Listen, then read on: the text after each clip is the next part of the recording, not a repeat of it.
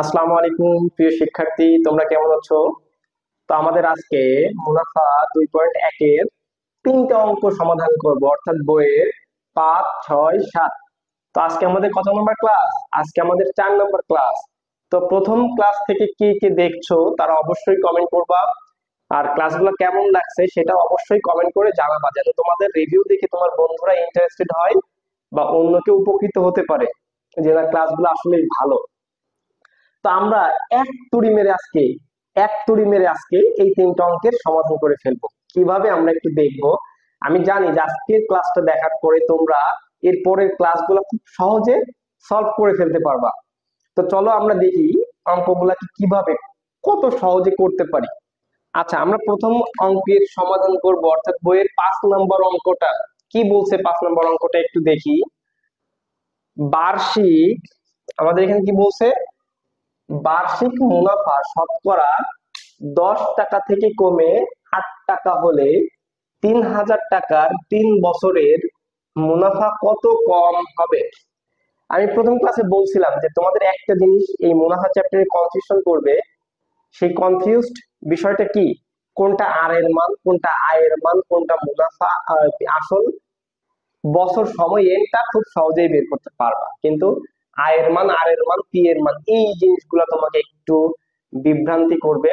তো এটা বিভ্রান্তিকর কোনো কিছু না। আমি প্রথম ক্লাসটা আমার যদি দেখে থাকো তাহলে তারা খুব সহজেই বুঝতে পারবা। কিভাবে দেখো, আমি বলছিলাম যে বার্ষিক শতকরা কোনো মুনাফা যা থেকে থাকুক, বার্ষিক শতকরা যদি কোনো কিছু থাকে তাহলে সেটা কিসের মান?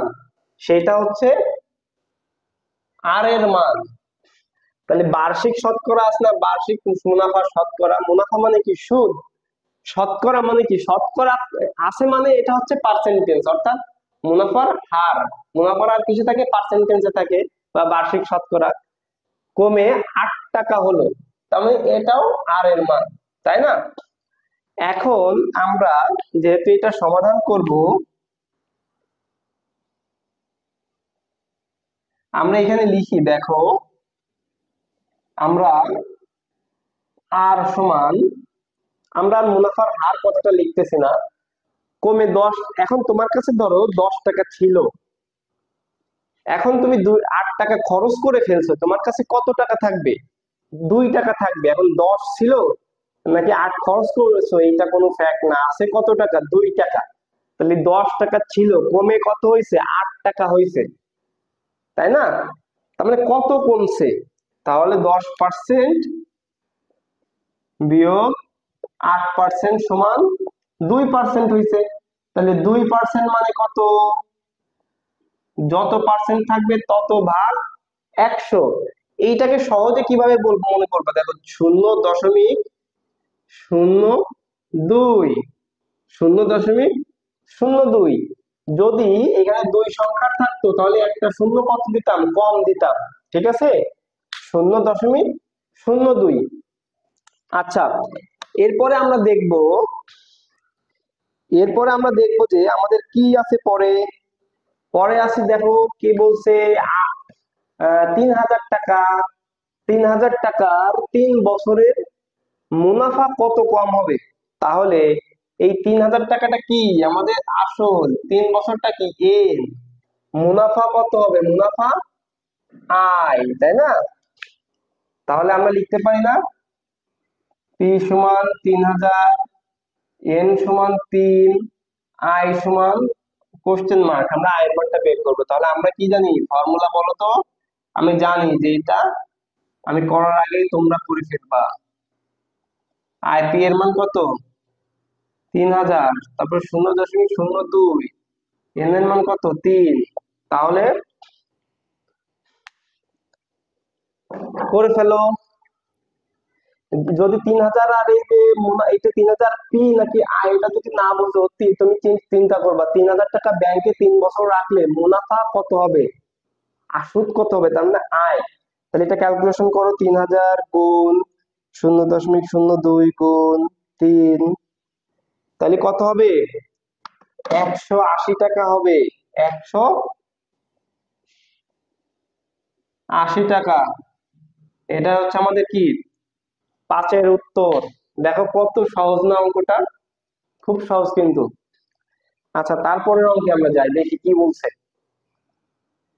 তারপরের অঙ্কে আমরা যাই। হ্যাঁ, আচ্ছা, আমরা এইটাই রাখছি। দেখো 6 নম্বর অঙ্ক কি বলছে, বার্ষিক শতকরা মুনাফা কত হলে 13,000 টাকা 5 বছরে মুনাফা আসলে 18,850 টাকা হবে। তাহলে বার্ষিক শতকরা বলছে কি, এই যে বার্ষিক শতকরা মুনাফা কত হলে, এটা কিন্তু আয়ের মান বলি নাই, এখানে বলছে বার্ষিক শতকরা, তার মানে এটা আর এর মান বের করতে বলছে। 13,000 টাকা তুমি ব্যাংকে রাখছো, তার মানে এটা কি 5 টির মান, 5 বছর মানে কত, এটা এন এর মান। মুনাফা আসলে, তার মানে এটা কিসের মান, এর মান, কারণ তুমি ব্যাংকে যদি 13,000 টাকা রাখো, 5 বছর পরে সুদ সহ কত পাবা, 18,850। সেখানে কি থাকবে, আসলও থাকবে, মুনাফাও থাকবে। তাহলে আমরা এখানে লিখে ফেলি, দেখি কি কি দেওয়া আছে, আমরা দেখি একটু। দেখো আমাদের পি সমান দেওয়া আছে কত, 13,000 টাকা। এন সমান দেওয়া আছে কত, 5। এ সমান কত দেওয়া আছে, 18,850 টাকা। এখন আমরা যে I equal P R N বের করব, আমাদের বের করতে হবে কিসের মান, আর এর মান। এখন আই এর মানটা না পাইলে আমরা I equal P R N কেমনে বের করব, এটা একটু দেখো। আমরা কি জানি, A equal P plus I. তো তুমি এটা এখানেও করতে পারো, অথবা এখানে লিখতে পারো। আমরা জানি A equal P plus I. এখন সরে আসো, পি প্লাস আই, আমাদের এখানে কিসের মান বের করতে হবে, আই এর মান। তাহলে আমাদের প্রথম কাজ কি, পুরাটাকে এই পাশে নিয়ে আসবো, পি প্লাস আই ইকুয়াল এ।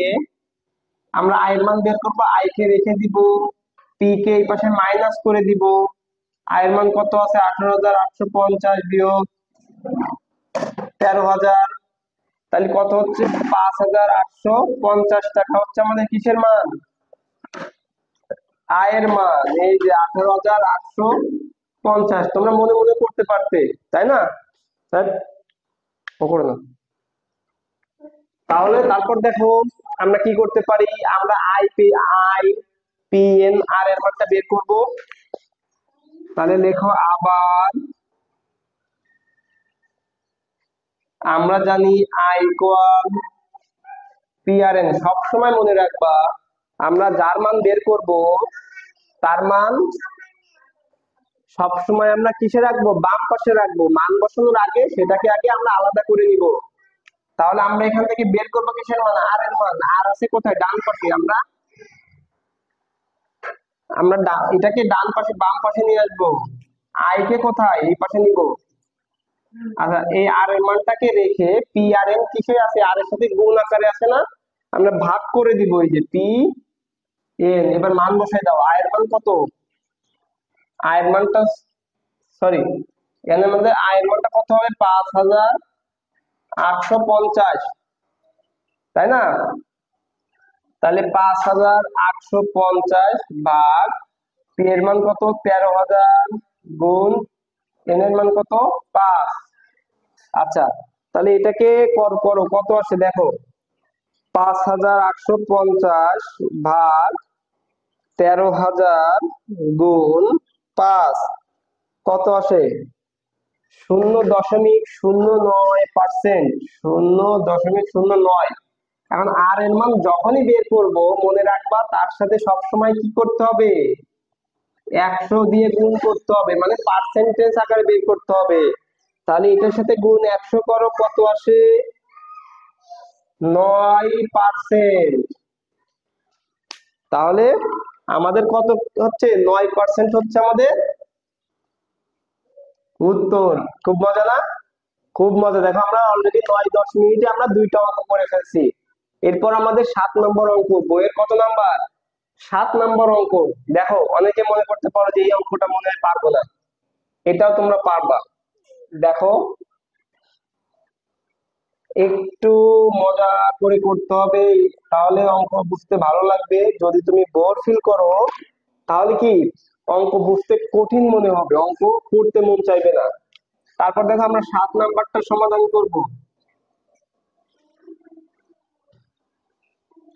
ওকে, 7 নম্বর অঙ্কে কি আছে, বার্ষিক শতকরা কত মুনাফায়, তার মানে আমাদের বার্ষিক শতকরা মানে কি, আমাদের এখানেও আর এর মানটা বের করতে হবে। কোন আসল 8 বছরে মুনাফা আসলে দ্বিগুণ হবে, তার মানে আমাদের কি করতে বলছে, আমরা আসল কত টাকা এটা কি আমাদের পাইছি, আমরা কিন্তু জানি না যে আসল কত টাকা। তাহলে আমরা ধরে নিতে পারি আসল 100 টাকা। আমরা কি ধরতে পারি, আমরা ধরে নিতে পারি আসল, ধরি আসল 100 টাকা, অর্থাৎ আসল পি সমান 100 টাকা। এখন 8 বছরে দেখো কি বলছে, 8 বছরে মুনাফা আসলে দ্বিগুণ হবে। তাহলে 8 বছরে মুনাফা আসলে দ্বিগুণ হবে, অর্থাৎ মুনাফা আসল কি দিয়ে প্রকাশ করা হয়, এ দিয়ে। মুনাফা আসলে অর্থাৎ তুমি 2000 1000 টাকা যদি ব্যাংকে রাখো, 8 বছরে কি হবে, এটা দ্বিগুণ হবে, অর্থাৎ 16,000 হয়ে যাবে, আসলের দ্বিগুণ হবে। তার মানে 100 গুণ 2 সমান 200 টাকা। এখন আমরা কি জানি, আমরা এখানে পি সমান কত পাচ্ছি, 100, এ সমান 200 টাকা মুনাফা আসল। তাহলে আমরা জানি যে আয়ের মান কি করবো, দুইটা বিয়োগ করলে আমরা পেয়ে যাই। তাহলে করে ফেলো, এ সমান পি প্লাস আই। তাহলে আমরা আয়ের মানটা বের করব, তাহলে পুরোটাকে এই পাশে নিয়ে আসবো। তাহলে আমরা আই কে রেখে দিব এ মাইনাস পি, এ কত 200 মাইনাস 100 সমান 100। তার মানে আমরা আয়ের মান কত পাচ্ছি, 100 টাকা। ওকে, আচ্ছা এন কত পাচ্ছি আমরা, এন সমান পাচ্ছি 8, আর এর মানটা বের করব এখন। তাহলে আমরা কি জানি দেখো, আমরা জানি I equal P R N. তাহলে একইভাবে পি আর এন আমরা এপাশে আনবো, আইটাকে এপাশে নিব, আরটাকে রাখবো, আই নিচে পি এন ভাগ করে দিব। এটা তোমরা নিচে নিচে করবা, আমি পাশে করতেছি। আই এর মান কত, 100, পি এর মান 100 গুণ এন এর মান কত 8। দেখো এই 100 100 কেটে যায়, 1/8, তাই না। এরপর তুমি 1/8 কে ভাগ করো, কত আসে দেখো, 1/8 দাও ক্যালকুলেটরে, দেখবা 0.0125। তাহলে এর সাথে 100 গুণ দাও। কেন বলছিলাম, যখন আর এর মানটা বের করব তখন কি করব, সবসময় 100 গুণ দিব, তাহলে 12.5% বের হবে। এটা আমাদের কি হবে, উত্তর হবে। তো আমরা কি করলাম দেখো, আজকের ক্লাসে 15 মিনিট হয়নি, 13-14 মিনিটের একটা ক্লাসে আমরা 3টা অঙ্ক সমাধান করে ফেলছি। আজকে আমাদের ছিল মুনাফার 2.1 এর 4 নম্বর ক্লাস। তো আজকে আর কথা বেশি বলতেছি না, কে কেমন ক্লাস বুঝলে অবশ্যই কমেন্ট করে জানাবে।